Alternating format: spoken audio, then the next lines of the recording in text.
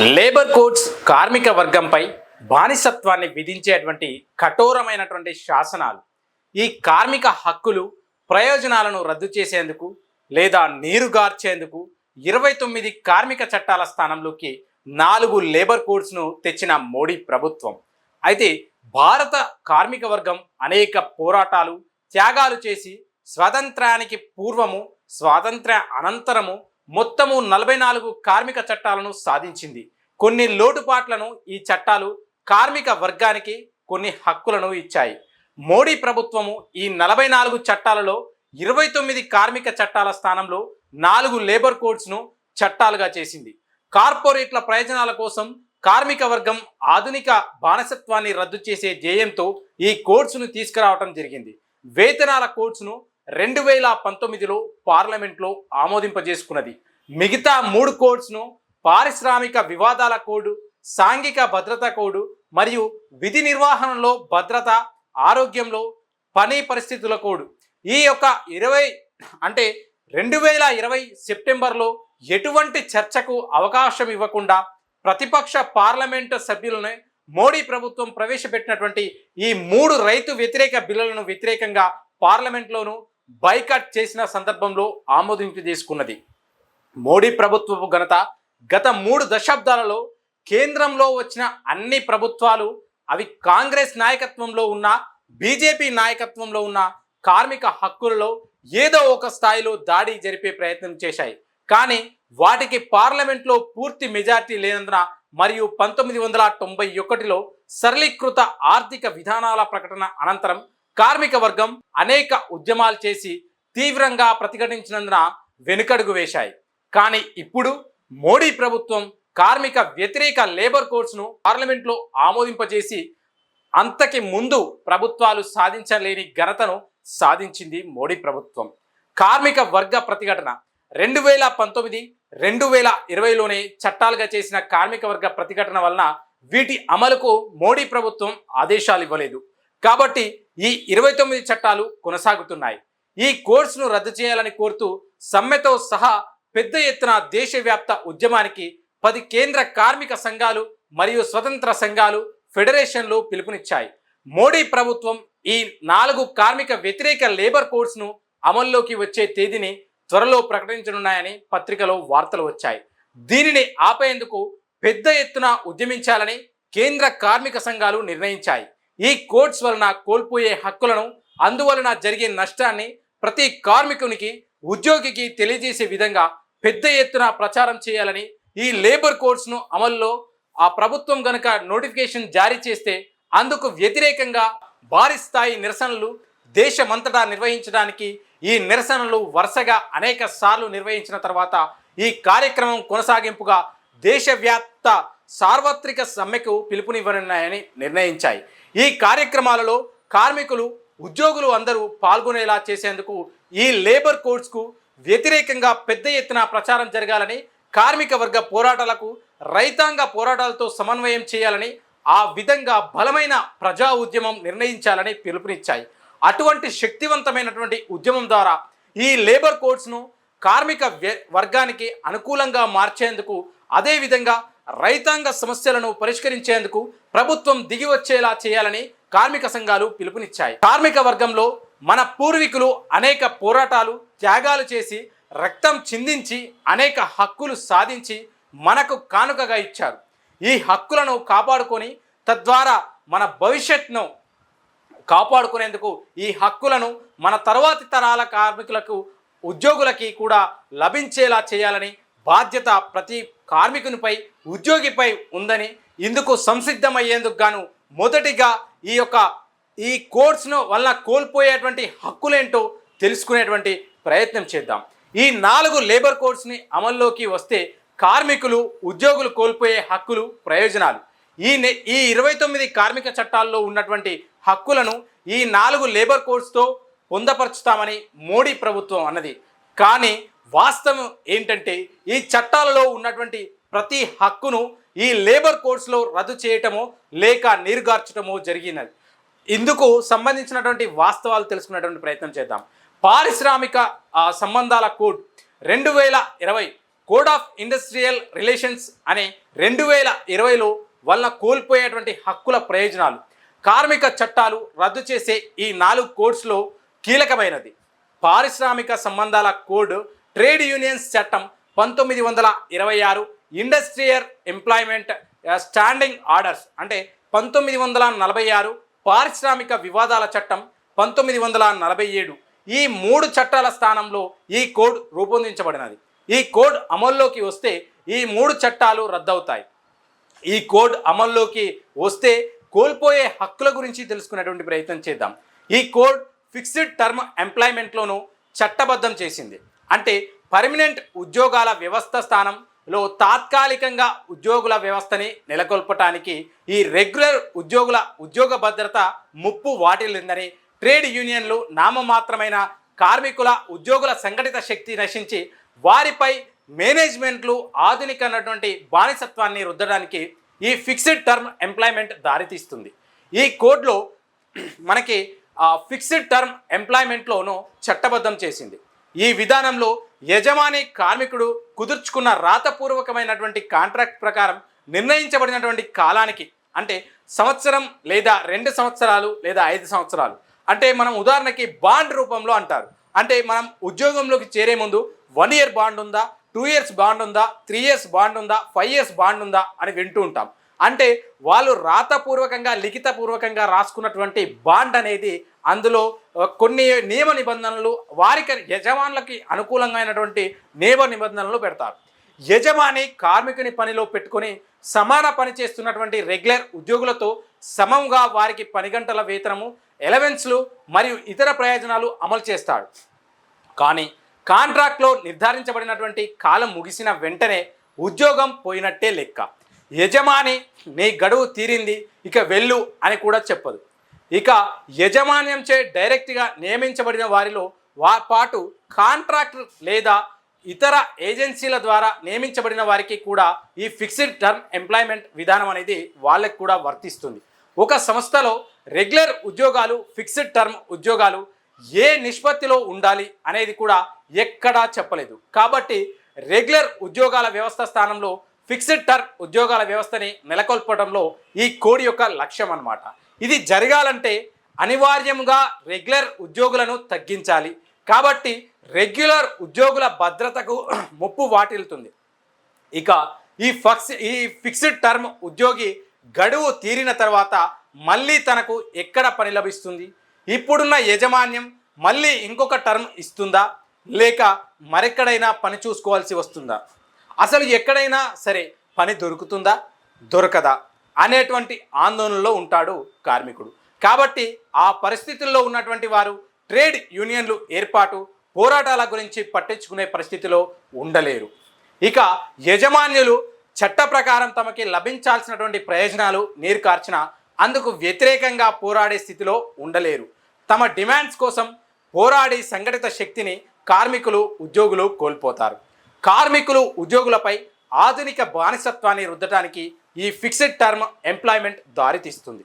ఇక పని ప్రదేశాల్లో ట్రేడ్ యూనియన్ల నుండి విముక్తి చేయాలనే స్వదేశీ, విదేశీ, బడా కార్పొరేట్ కోరికలకు అనుగుణంగా మోడీ ప్రభుత్వం ఈ పారిశ్రామిక సంబంధాల కోడ్ 2020లో ఫిక్స్డ్ టర్మ్ ఎంప్లాయ్మెంట్ని చట్టబద్ధం చేసింది.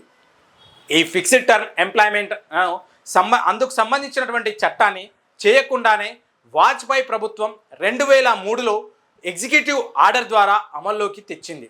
ఆ తర్వాత 2004లో వామపక్షాల మద్దతుతో అధికారంలోకి వచ్చిన మన్మోహన్ సింగ్ UPA 1 ప్రభుత్వం కార్మిక సంఘాలు మరియు వామపక్షాల ఒత్తిడి వలన ఆ ఆర్డర్ను ఉపసంహరించుకుంది. ఆ తరువాత అధికారంలోకి వచ్చిన మోడీ 1 ప్రభుత్వము 2018లో ఎగ్జిక్యూటివ్ ఆర్డర్ ద్వారా ఈ విధానాన్ని మళ్ళీ ప్రవేశపెట్టింది. ఇప్పుడు ఈ కోడ్ ద్వారా దీనికి చట్టబద్ధత లభిస్తుంది. పైన అంటే ఇక మనం ఈ ఫిక్స్డ్ టర్మ్ ఎంప్లాయ్మెంట్ కార్మికుల, ఉద్యోగుల ట్రేడ్ యూనియన్ మునుగడలకు అత్యంత ప్రమాదకరమైనది. ఇక సూపర్వైజింగ్ నియమించబడింది. నెల జీతం రూపాయలు 18,000 దాటిన వారు వర్కర్స్ కాదు. వారికి అనేక కార్మిక హక్కులు ఉండవు. ఈ కోడ్ మొదటి అధ్యాయంలో సెక్షన్ 1 ప్రకారము సూపర్వైజర్గా నియమించబడిన నెలకి 18,000 కన్నా ఎక్కువ జీతం వచ్చేవారు అనేక ముఖ్యమైన విషయాల్లో వర్కర్గా పరిగణించబడరు.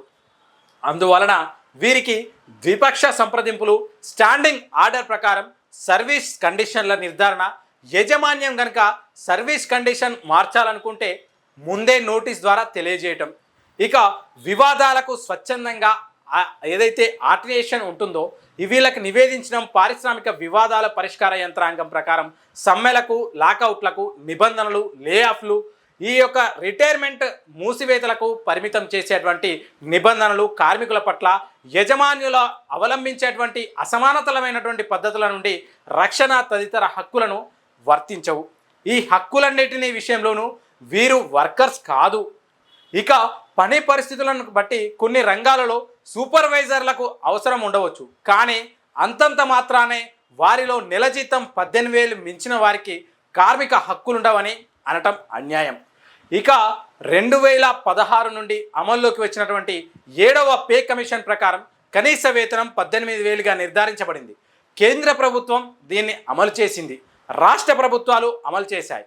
కేంద్ర రాష్ట్ర ప్రభుత్వాలు శాఖల్లో కానీ, ప్రభుత్వ రంగ సంస్థల్లో కానీ, అనేక ప్రైవేట్ కంపెనీల్లో కానీ నెల జీతం 18,000 కన్నా తక్కువ ఉన్న వారెవరు కూడా లేరు. కాబట్టి సూపర్వైజర్గా తీసుకోబడిన వారిలో 18,000 దాటిన కార్మిక హక్కులు వ్యవహరించడం వలన అనేక మంది పైన తెలియజేసిన కార్మిక హక్కులను కోల్పోతారు. ఇక పారిశ్రామిక కార్మికుల్లో 74% మంది ఈ కోడ్ వలన ఉద్యోగ భద్రత రద్దవుతుంది. ఈ పారిశ్రామిక సంబంధాల కోడ్లో ఉన్నటువంటి 10వ అధ్యాయం అంటే ఈ యొక్క 300 కానీ అంతకన్నా ఎక్కువ కానీ కార్మికులు ఉంటే పారిశ్రామిక సంస్థలకు మాత్రమే రిటైర్మెంట్, లేఆఫ్లు, మూసివేతలకు ప్రభుత్వం అనుమతించాల్సిన అవసరం లేదు.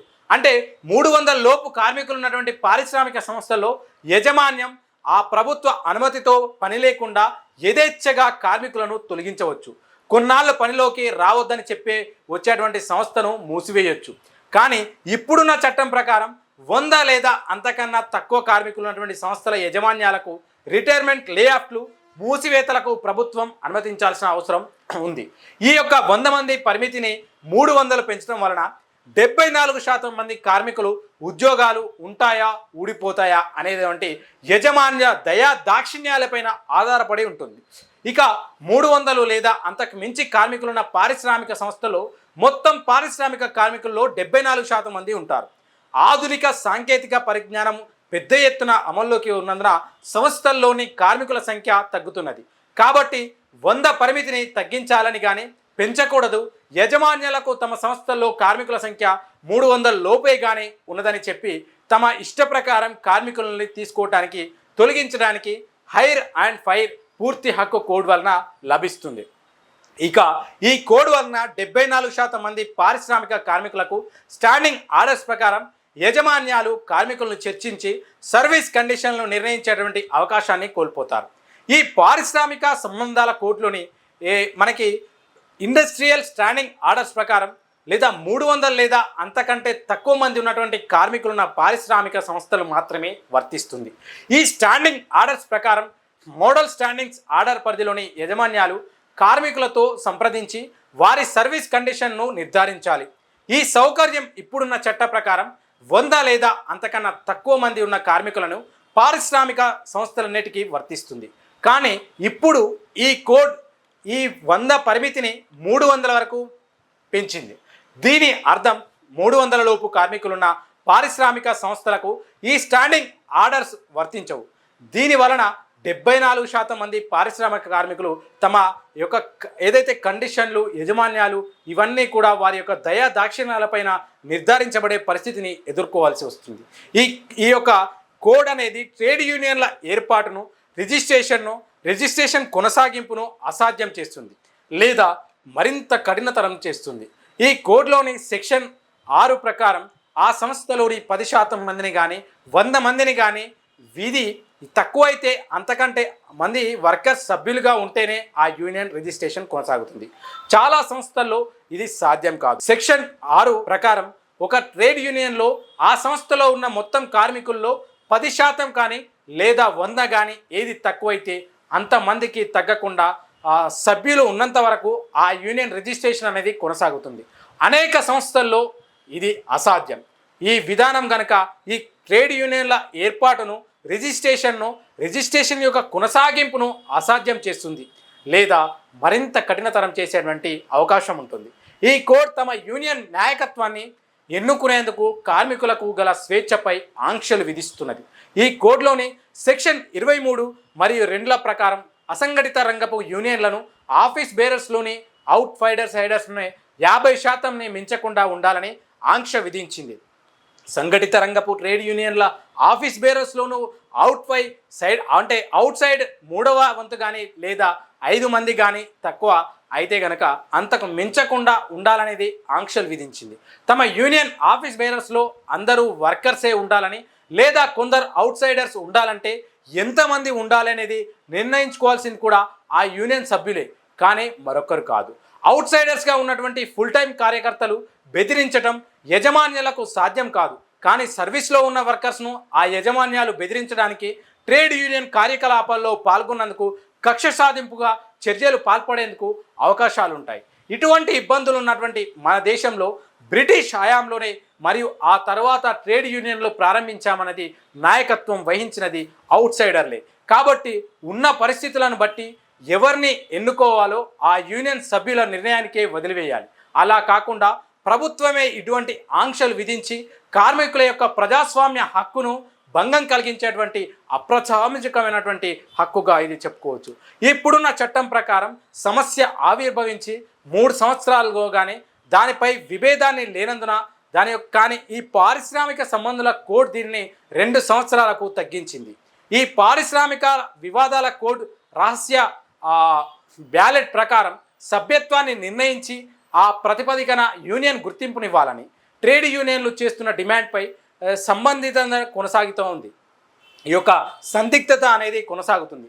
ఈ కోడ్ ప్రకారం కనీసం 51% మంది సభ్యత్వం ఉన్నటువంటి యూనియన్లకు ఏకైక గుర్తింపు యూనియన్గా హోదా ఇవ్వాలని, ఏ యూనియన్కు కనీసం 51% సభ్యత్వం లేకుంటే 20% కనీస సభ్యత్వం ఉన్న యూనియన్లకు గుర్తింపునిచ్చి సంప్రదింపులు ఆ యంత్రాంగంలో 20% సభ్యత్వానికి ఒకరి చొప్పున ప్రాతినిధ్యం ఇవ్వాలని, కానీ సభ్యత్వం లెక్క ఎలా చేయాలి, కార్మిక సంఘాలని రహస్య ఓటింగ్ ద్వారా సభ్యత్వాన్ని నిర్ణయించాలని కోరుతున్నాయి.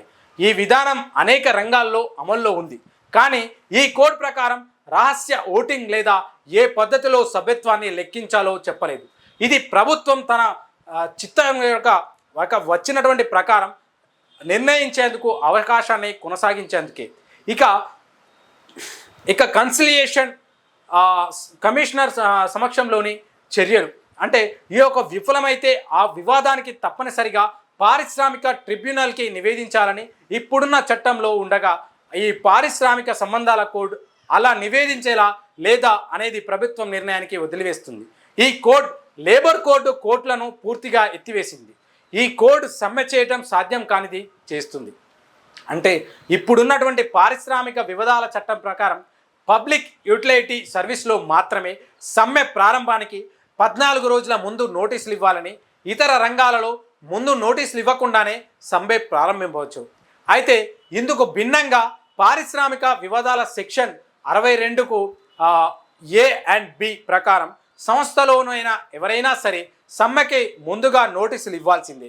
ఎన్ని రోజుల ముందుగా సమ్మె నోటీసులు ఇవ్వాలి అనే విషయాన్ని స్పష్టంగా చెప్పకుండా గందరగోళాన్ని సృష్టిస్తున్నది. సెక్షన్ 62 ప్రకారం సమ్మె నోటీసులు ఇచ్చిన 14 రోజుల్లోగా సమ్మె చేయకూడదు, కానీ సెక్షన్ 62B ప్రకారం సమ్మె నోటీస్ ఇచ్చిన 60 రోజుల్లోగా సమ్మె చేయకూడదు. ఈ అస్పష్టతను ఉపయోగించుకొని కార్మికులపై కక్ష సాధింపు చర్యలు పాల్పడే అవకాశం మేనేజ్మెంట్కు లభిస్తున్నది.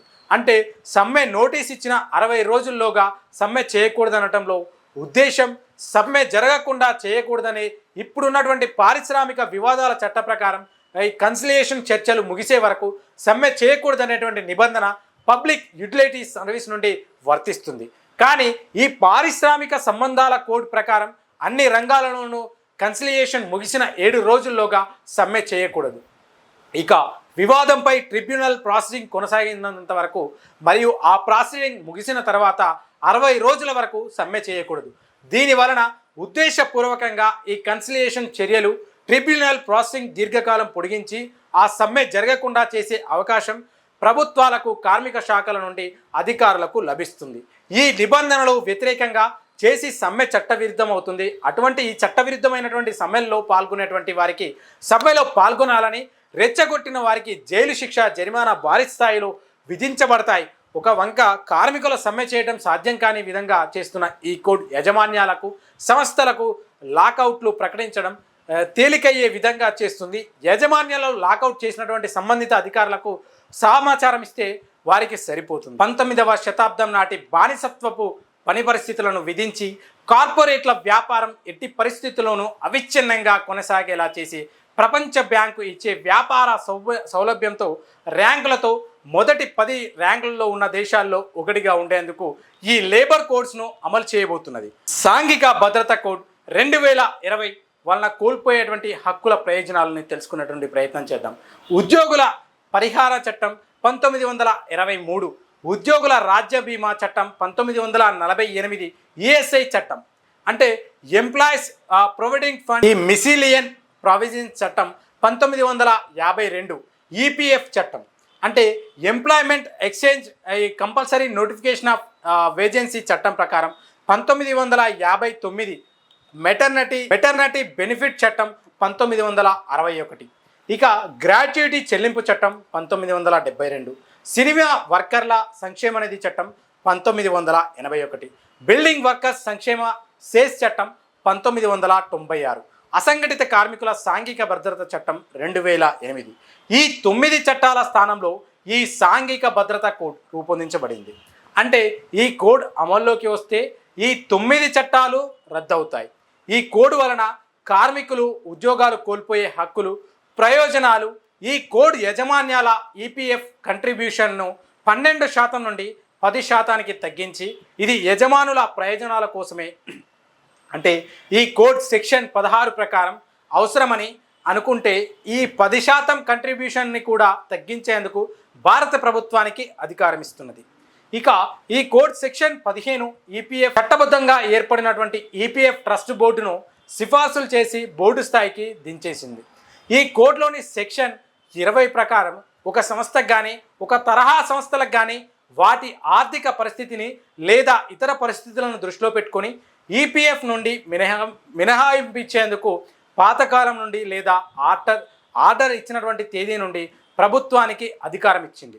ఇక ఈ కోడ్లో ఉన్నటువంటి సెక్షన్ 1 ప్రకారం ఈ యొక్క సంస్థ యాజమాన్యంను మరియు కార్మికులలో మెజారిటీ కోరుకుంటే ఈపీఎఫ్ నుండి ఆ సంస్థ మినహాయించవచ్చును. అంటే ఈపీఎఫ్ చట్టాన్ని పార్లమెంట్లో ఆమోదించింది. దాని నుండి ఒక సంస్థ అది కోరిందని చెప్పి మినహాయింపులనే ఇస్తారు. అమలు చేయాల్సింది పోయి ఆప్షన్ ఇవ్వటం ఏంటి? అంటే ఒక కార్మికుడు ఉద్యోగంలో చేరే ముందు నాకు ఈపీఎఫ్ అవసరం లేదు, నాకు పిఎఫ్ అవసరం లేదు, నాకు ఈఎస్ఐ ఆప్షన్ అనేది అవసరం లేదన్నటువంటి ఆప్షన్ను పెట్టి వారికి ఆ యొక్క ఈపీఎఫ్ అనేది అందకుండా చేసేటువంటి ప్రయత్నం ఈ యొక్క కార్పొరేట్ సంస్థలు చేసుకున్నటువంటి అవకాశాన్ని కల్పించేటువంటి ప్రయత్నం చేస్తుంది ఈ యొక్క ప్రభుత్వం. ఈ యొక్క ఈపీఎఫ్ని కంట్రిబ్యూటర్ స్కీమ్గా నూతన పెన్షన్ విధానం పరిధిలోకి తీసుకెళ్లాలని ఈపీఎఫ్ ట్రస్ట్ బోర్డుని లైన్ సమావేశంలో ప్రభుత్వం ప్రతిపాదించగా కార్మిక ప్రతినిధులుగా వ్యతిరేకించారు. ఇప్పుడు ఈ కోడ్ ప్రభుత్వం చేసినటువంటి ఈ ప్రతిపాదనను అమలు చేసే అవకాశం కల్పిస్తుంది.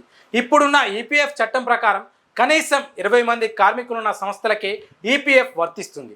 అంటే ఈపీఎఫ్ ట్రస్ట్ బోర్డు ఇందులో ప్రభుత్వ ప్రతినిధులు, యజమాన్య ప్రతినిధులు మరియు కార్మిక ప్రతినిధులు కూడా ఉంటారు. అంటే ఈ 20 పరిమితిని 10 మందికి తగ్గించడం ద్వారా మరింత మంది కార్మికులకు ఈపీఎఫ్ పరిధిలోకి వచ్చేలా చూడాలని ఏకగ్రీవంగా సిఫార్సును చేసింది. ఈ కోడ్ కూడా 20కి అంటే అంతకు మించినటువంటి కార్మికులు ఉన్న సంస్థలకి ఈపీఎఫ్ వర్తింపజేయాలని ఉంది.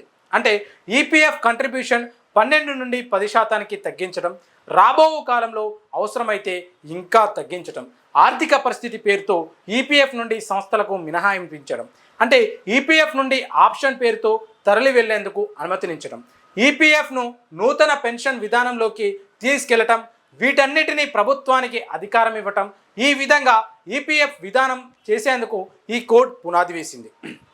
ప్రభుత్వం ఎప్పుడు కావాలనుకుంటే అప్పుడు ఈ యొక్క విధ్వంస కార్యక్రమం అమలు చేయొచ్చు.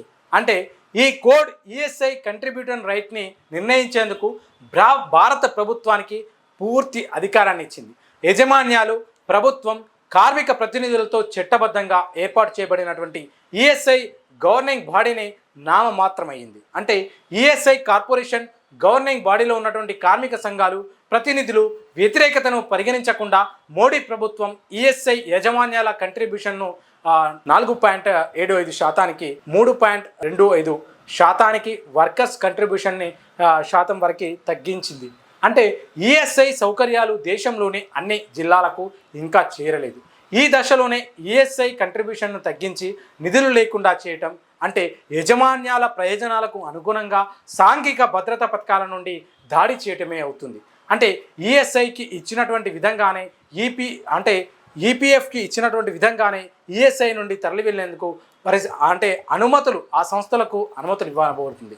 ప్రభుత్వ పథకాలను అమలు చేసి స్కీమ్ వర్కర్స్ అయినటువంటి అంగన్వాడీ, మధ్యాహ్న భోజనం, ఆశా, లేబర్ అండ్ డిపార్ట్మెంట్ స్వయంగా నిర్వహిస్తున్నటువంటి నేషనల్ చైల్డ్ లేబర్ ప్రాజెక్టులో పనిచేస్తున్నటువంటి టీచింగ్ మరియు నాన్ టీచింగ్ సిబ్బందికి ఈపీఎఫ్, ఈఎస్ఐలు కోడ్లో లేవు. యజమాన్యాలు, ప్రైవేట్ ఇన్సూరెన్స్ ఈ కంపెనీల ప్రయోజనాల కోసం ఈఎస్ఐని ధ్వంసం చేయాలని మోడీ ప్రభుత్వం వైఖరి ఇక్కడ బాగా తెలిసింది.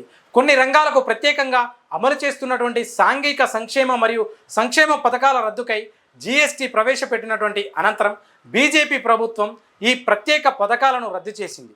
అంటే బీడీ వర్కర్స్ వెల్ఫేర్ సెస్ చట్టాన్ని 2017 నుండి రద్దు చేసింది.